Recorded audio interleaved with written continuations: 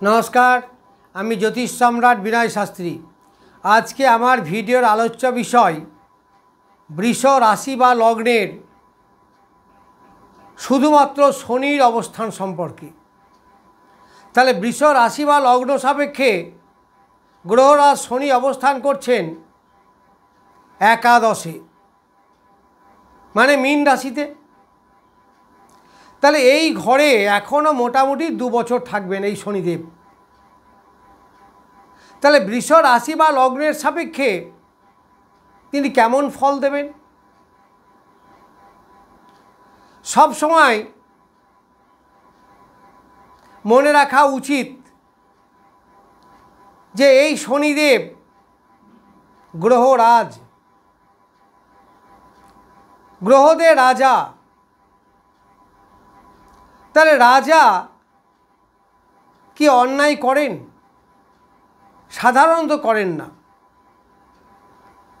সাধারণত তার বিচার হয় ন্যায্য।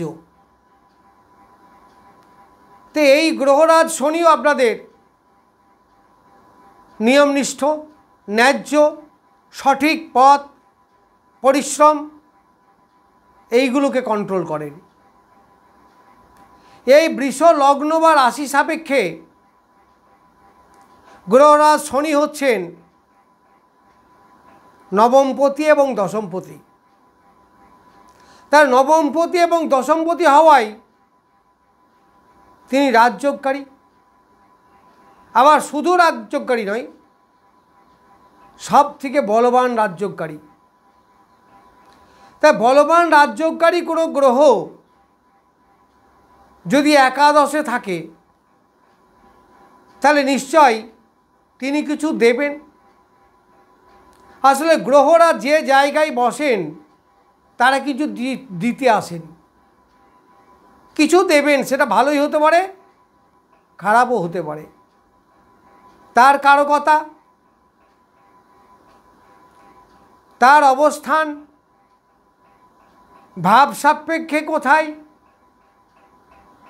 এই সম্মিলিতভাবেই তো ফল দেন। তাহলে এই শনিদেব কার কার ফল দেবেন এখানে বসে? নবমের, নবমপতি অর্থাৎ নবম ভাবের অধিপতি শনি। 2 নম্বর হচ্ছে দশম ভাবের অধিপতি শনি, মকর আর কুম্ভ। 3 নম্বর হচ্ছে মিনের ফল দেবেন একাদশের, কারণ একাদশে বসে আছেন। এরপর 3টে জায়গায় তার দৃষ্টি। প্রথম হচ্ছে তৃতীয় দৃষ্টি। তাহলে মিন, মেষ, বৃষ রাশিতে। আবার এই বৃষ রাশি বা লগ্নের সাপেক্ষেই আমি বিচার করছি, শুধুমাত্র শনিকে নিয়ে আজকে বলবো। তাহলে বৃষ রাশির অধিপতিকে শুক্র। তাহলে আমরা জানি শুক্র, শনি, বুধ এবং রাহু এরা একটা গ্রুপের গ্রহ, অর্থাৎ এদের নিজেদের মধ্যে আন্ডারস্ট্যান্ডিংটা খুব ভালো। অবশ্য কারো কথা নিজের নিজের, কিন্তু এদের মধ্যে একটা আন্ডারস্ট্যান্ডিং আছে। দ্যাট মিনস আমি বলতে পারি একে অপরের মিত্র সুলভ। এখানে 2টো গ্রুপ, একটা হচ্ছে শনি গ্রুপ আর একটা হচ্ছে রবি গ্রুপ। তাহলে এই শনি গ্রুপে আছে শুক্র, তাহলে তার মিত্র। তাহলে এই শনি তার মিত্র ফলই দেবে। মিত্রকে তো মিত্রর মতোই ফল দেয়, মিত্রর মতোই আচরণ করে। এইবার সপ্তম দৃষ্টি পড়ছে কন্যা রাশিতে। কন্যা রাশি মানে লগ্ন সাপেক্ষে পঞ্চমে। এইবার তৃতীয় দৃষ্টি মানে দশম দৃষ্টি, সেটা পড়ছে অষ্টমে, অর্থাৎ ধনু রাশিতে। এই শনি বায়ুতত্ত্বের গ্রহ আর বসে আছে জল তত্ত্বে। তো জলতত্ত্ব আর বায়ুতত্ত্ব মোটামুটি মিত্র। তাহলে এই জলতত্ত্বে বসে আবার শনি হচ্ছে খুব ঠান্ডা গ্রহ, ফলে সে ফল ভালোই দেবে। এইবার বৃহস্পতির কেউ কেউ বলেন শত্রু, কেউ কেউ বলেন সম, বিভিন্ন বইয়ে বিভিন্ন লেখা আছে। কিন্তু আমি আমার মতে বলি, যেহেতু সে অন্য দলের গ্রহ, তাহলে এই দলকে অতটা সাপোর্ট করবে না। তবে গ্রহরাজ, দেবগুরু এরা তো অনেকটা উচ্চ মার্গের, ফলে কিছুটা মিত্র থাকতেও পারে, মিত্র না থাকলে অন্তত ক্ষতি করবে না, আমি এরকমই বলছি। তবে একেবারে যে বন্ধু বলবো তা নয়। যাই হোক, তাহলে এই শনি প্রথমেই দেবে নবম ভাবের ফল, নবমপতি হিসাবে। তাহলে নবমপতি হিসাবে পিতার বিচার করা হয়, ভাগ্যের বিচার করা হয়, হায়ার এডুকেশন বিচার করা হয়, মান যশ খ্যাতি এদের বিচার করা হয়। তাহলে প্রথমেই বলবো নবমপতি আছে একাদশে, তাহলে নবমের প্রতিষ্ঠা জায়গা, নবম দশম একাদশ তৃতীয় থেকে প্রতিষ্ঠা বিচার করা হয়। তা তৃতীয় থেকে যদি প্রতিষ্ঠা বিচার করা হয় তাহলে পিতার প্রতিষ্ঠা হবে, তাহলে পিতার প্রতিষ্ঠা হবে মানে পিতার জীবনে ডেভেলপমেন্ট আসবে। অনেকেরই পিতা অনেক বয়স হয়ে গেছে, কিন্তু তবুও সেখানে তিনি ভালো থাকবেন, তার আয় উন্নতি যাই হোক না কেন মোরাললেস ভালো জায়গা পাবেন। প্রথম কথা হচ্ছে উপচয়ে পাপগ্রহ ভালো ফল দেয়, তাহলে নবমের পাপগ্রহ, নবমের তৃতীয় হচ্ছে নবমের উপচয় স্থান, পিতার উপচয় স্থান, সেখানে বোঝা যে শনি পাপগ্রহ, তাহলে পিতার উন্নতি হবে, পিতার যেমন বয়স সেরকম উন্নতি হবে, পিতার লাভ হবে, পিতার শরীর স্বাস্থ্য ভালো যাবে। আবার ওই গ্রহ কারকতা অনুসারে পিতার পায়ের সমস্যা, নার্ভের সমস্যা, স্কিনের সমস্যা বা অস্থিমজ্জার সমস্যা এইগুলো আসতেও পারে রোগ হিসাবে। এইবার দশম, দশম মানে কর্ম, দশম মানে জীবনের বিস্তার, দশম মানে ডেভেলপমেন্ট, দশম মানে কর্ম। আর শনিদেব নিজেই হচ্ছে কর্মের কারক গ্রহ, তাহলে কর্মের অধিকার তার হাতে, কর্মের ফল দেওয়া সেটাও তার হাতে।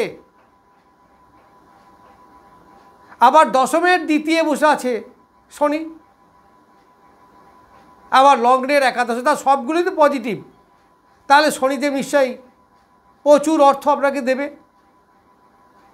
হ্যাঁ দেবে, তবে একটা জিনিস মনে রাখবেন, নিজের কারকতা, আমরা যেমন বলি না যাই হোক না কেন আমি আমার পার্সোনাল ত্যাগ করবো না, আমরা বলি তো কোনো কিছুর বিনিময়ে আমি আমার সম্মান নষ্ট করব না, আমরা বলি তো।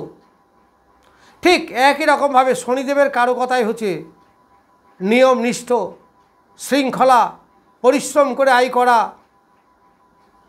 খাটতে চাও না, খাটো বাবা পয়সা নাও, এছাড়া শনি কিন্তু দেয় না। লটারি টিকিট কাটলাম বিরাট বড়লোক হয়ে গেলাম, এটা শনির কর্ম নয়, শনি তা ভালোবাসেন না। শনি ভাবেন ন্যায্য পথে, ন্যায় পথে পরিশ্রম করে উপার্জন করা। তাহলে আমি বলতে পারি যদি এই সময় আপনারা পরিশ্রম করেন, কর্ম ঠিক করে করেন, তাহলে নিশ্চিতভাবে বলতে পারি আপনাদের আয় উপার্জন অনেক অনেক বৃদ্ধি পাবে। অনেকেই বলেন খাটি, কিন্তু যেভাবে খাটলাম সেইভাবে পেলাম না। হ্যাঁ পাবেন, নিশ্চিত পাবেন। শনিদেব এমন একটি গ্রহ, নিয়মনিষ্ঠ গ্রহ, যে কখনোই কাউকে বঞ্চিত করে না, যে সঠিক ডিউটি করে। ধর্মের পথ, ধর্ম কি? কর্তব্য, ডিউটি, অর্থাৎ নিজ কর্ম সম্পাদন করাই হচ্ছে ধর্ম। শনি হচ্ছেন সেই ধর্মের কারক গ্রহ। পুজো পাঠ করলেই যে শনিদেব পয়সা দেবে না বাবা, তা দেবে না। শনি হচ্ছে কর্মের কারক গ্রহ, তিনি কর্মকে ভীষণ ভালোবাসেন। তাহলে ভাগ্যের সমর্থন, কর্ম সঠিকভাবে করছে তাদের কিন্তু আয় উপার্জন নিশ্চিত ভালো হবে। এবং আত্মীয় বর্ণের সঙ্গে যোগাযোগ সুযোগ, সেটা মোরাললেস বলা যেতে পারে, কারণ শনি পাপগ্রহ হিসাবে এখানে কতটা শুভ দেবে বলা খুব মুশকিল। তবে এই বৃষ লগ্ন বা রাশি সাপেক্ষে শনি কিন্তু রাজযোগকারী গ্রহ, ফলে আপনি যদি ন্যায় কাজ করেন তাহলে সামগ্রিক ফলই ভালো পাবেন, এটা বলা যেতে পারে। ভাগ্যের সাপোর্ট, আত্মীয়দের সাপোর্ট, এগুলো পাবেন। এই শনিদেব মীন রাশিতে বসে বৃষ রাশিতে দৃষ্টি দিচ্ছে, তৃতীয় দৃষ্টি। তাহলে লগ্ন প্লাস একাদশের যোগাযোগ হয়ে গেল। তাহলে 1+11 মানে হচ্ছে আয় বৃদ্ধি নিশ্চিত হবে, এদের আয় উপার্জন ভালো হবে। কিসের মাধ্যমে? কর্মের মাধ্যমে। কারণ দশমপতি একাদশ, তাহলে 9, 10, 11 + 1, এতগুলো যোগ, ভালো তো হবেই। এই ভালো তো হবে, কার ভালো হবে? যার বিচার করছি তার ভালো হবে। যার মানে কার? যার রাশি, যার লগ্ন, এই বৃষ রাশি বৃষ লগ্নের জাতকদের। তাহলে বৃষ বা রাশি বৃষ লগ্নের জাতকদের মূলত আপনি ভাগ্যের সহায় পাচ্ছেন, কর্মের উদ্যম পাচ্ছেন, কর্মের উন্নতি পাচ্ছেন, আবার সঙ্গে সঙ্গে আয় উপার্জনও বৃদ্ধি পাবে। এই শনিদেব একাদশে বসে সপ্তম দৃষ্টিতে পঞ্চম ভাবকে দেখছে। পঞ্চম ভাব মানে কন্যা রাশি। এই কন্যা রাশিটা কার ঘর? বুধের ঘর। বুধ কে? শনির মিত্র। আবার আগে যে তৃতীয় দৃষ্টি দিল সেটাও কার ঘর? শুক্রের ঘর, মিত্র ঘর। তাহলে শনি মিত্রের বাড়ি গেছে, শনি বুধের ওপর দৃষ্টি দিচ্ছে মানে মিত্র ঘরে দৃষ্টি দিচ্ছে। তাহলে এই সব ঘরগুলোর ফল তো অটোমেটিকই ভালো হবে। কিন্তু আমরা বলি শনি যেখানে বসে থাকেন সেখানে ডেভেলপ করেন, আর যেখানে দৃষ্টি দেন সেখানকার ক্ষতি করেন। ঠিক কি তাই? আমি যদি মানুষটা ভালো হয় তাহলে আমার দৃষ্টি খারাপ হবে কেন? এখন ব্যাপারটা যে শনিকে দেখতে হবে সেই ক্ষেত্রে শনি কি ওই লগ্ন বা রাশি সাপেক্ষে শুভ গ্রহ বটে? যদি না হয় তাহলে তার দৃষ্টি সেরকম হবে। শনির কর্কশ দৃষ্টি, এটা আমরা জানি, সবাই জানি। কিন্তু শনি যেখানে যেখানে দৃষ্টি দেয় আমার মনে হয়, আমি মনে করি সতর্ক করছে। শনি কি বলছে আপনাকে? যে আমি এই মীন রাশি থেকে বৃষ রাশিতে দৃষ্টি দিচ্ছি, তারপরে তুমি শরীর নিয়ে সাবধান হও, না হলে তোমার শরীরের ক্ষতি হবে। দ্যাট মিনস আমি তোমাকে অ্যালার্ট করছি, যদি তুমি যত্ন না নাও শরীরের তাহলে তোমার শরীরের ক্ষতি হবে। শরীরের ক্ষতি আমি করব।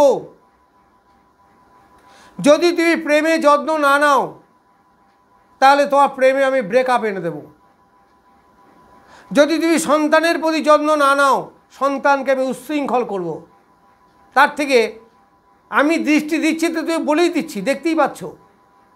তাহলে আমি তোমাকে সতর্ক করছি, তুমি সন্তানের প্রতি যত্ন নাও, তোমার সন্তান কিন্তু উচ্ছৃঙ্খল হতে চলেছে। তাহলে শনিকে আমি খারাপ কী করে বলবো? সে দৃষ্টির মাধ্যমে তো অ্যালার্ট করে দিচ্ছে। আপনাকে বলছি শুনুন, আপনি শু পরে যান, আর রাস্তায় কিন্তু হোঁচট লাগবে, আমি দেখতে পাচ্ছি, নিশ্চিত আপনার হোঁচট লাগবে। তা সত্ত্বেও যদি আপনি শু না পড়েন তাহলে দোষটা কি আমার হলো না আপনার? শনিকে দেখতে চিনুন, শনিকে বুঝতে শিখুন। একটা নিশ্চিত জানবেন, শনি কিন্তু কারো ক্ষতি করে না। তাহলে কি ক্ষতি করে কেন? বহু লোকের ক্ষতি হয় কেন? শনিকে দোষ দেয় কেন? তারা নিজের ডিউটি ঠিক করে পালন করে না। আমি আমার কথা বলছি, কিন্তু কার কি মত আমি জানি না। শনি যেখানে যেখানে দৃষ্টি দেয় জাতককে বলছে যে আমি এই জায়গাগুলোকে দেখতে পাচ্ছি, তুমি এই জায়গাগুলোর যত্ন নাও, আর যদি না নাও তাহলে ওই জায়গাগুলোর ক্ষতি হবে। আর যদি যত্ন নাও তাহলে তোমাকে আমি উপকারে ভর্তি করে দেবো, ভালোতে ভর্তি করে দেবো। তাহলে তার দশম দৃষ্টি পড়ছে কোথায়? লগ্নের অষ্টমে। তাহলে অষ্টম থেকে কি বিচার হয়? পিএইচডি করা, গুপ্ত জিনিস, আয়ু, শরীর স্বাস্থ্য, ঋণ, এইগুলো। তাহলে কী বলছি, তুমি যদি অধিক ঋণ নাও, তোমার অ্যাবিলিটির ক্ষমতার বাইরে যদি তুমি অ্যাবিলিটি বা ক্ষমতার বাইরে যদি তুমি লোন নাও, তোমাকে কিন্তু কষ্ট পেতে হবে। তার মানে তুমি ভাবো আগে, তারপরে নেবে। যারা গুপ্তবিদ্যার ব্যবসা করেন তাদেরও সতর্ক করছে যে ব্যবসাটা ঠিকঠাক করে করবে, ন্যায্য পথে করবে। তারপরে দুর্ঘটনা সতর্ক করা। শনি এমনিতেই দু চাকার কারক গ্রহ। কি বলছেন যে দু চাকা তুমি যখন চালাবে সাবধানে চালাবে, আদারওয়াইজ অ্যাক্সিডেন্ট হতে পারে। তাহলে প্রত্যেকটা ক্ষেত্রেই তো শনিদেব সতর্ক করছেন। তৎসত্ত্বেও যদি আমরা তাকে অ্যাভয়েড করি, মানে না মেনে চলি, তাহলে তো সমস্যা আসবেই। সুতরাং চলার পথে বড় সাবধান হবে। যাই হোক, আমি বৃষ রাশি বা লগ্ন সাপেক্ষে শনির অবস্থান সম্বন্ধে কিছু বললাম। এবার দুই এক কথা বলবো, নক্ষত্র নিয়ে আর বাড়াবো না, ভিডিও বড় হয়ে যাচ্ছে। এখানে তিনটে নক্ষত্র কাজ করে, একটা হচ্ছে কৃত্তিকা, দ্বিতীয় হচ্ছে রোহিণী, আর তৃতীয় হচ্ছে মৃগশিরা। তাহলে তিন বা কৃত্তিকা যাদের জন্ম নক্ষত্র, তাদের কাছে এই 26 হচ্ছে সাধক নক্ষত্র। সাধক মানে মোর অর লেস ভালোই বলতে পারেন, মানসিক শান্তি, দাম্পত্য জীবনের সুখ, এইগুলো দেয়। ফলে শনি ভালো ফলই দেবেন। এইবার চার যাদের রোহিণী যাদের জন্ম নক্ষত্র, তাদের কাছে যে প্রত্যরিতে, প্রত্যবের শত্রু, অবস্টাকেল, বাধা, বিপত্তি, ঝঞ্ঝাট, ঝামেলা।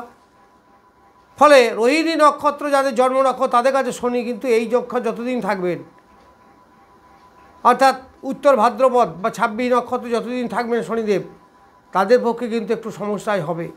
শত্রুর উৎপাত হতে পারে, ঝামেলা ঝঞ্ঝাটে পড়তে পারেন, একটু সতর্ক থাকবে। এইবার 5 মৃগশিরা। মৃগশিরা যাদের জন্ম নক্ষত্র, তাদের কাছে এই 26 নম্বর নক্ষত্র হচ্ছে খেম। খেম মানে হিলিং, আরোগ্য লাভ করা। তো শরীর স্বাস্থ্য তাদের ভালো যাবে, একটু শান্তি দেখতে পাবেন, এইগুলো পাবেন। যাই হোক, বৃষ রাশি বা লগ্ন সাপেক্ষে গ্রহরাজ শনির একাদশে অবস্থান এবং তার নক্ষত্র সম্বন্ধে কিছু বললাম। ভালো মন্দ বিচার আপনারা করবেন, আমার লজিক কেমন লাগলো বলবেন। যাই হোক, নমস্কার, আজ এ পর্যন্তই।